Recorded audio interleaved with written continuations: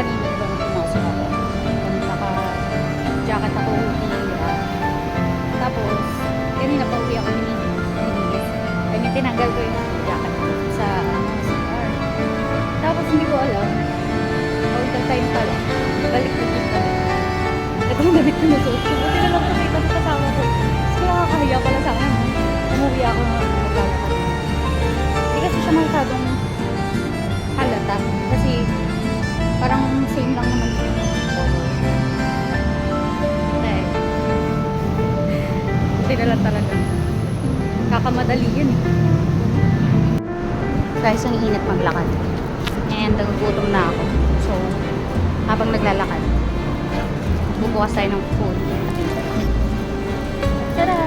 Diba? As the person na ayaw magutom.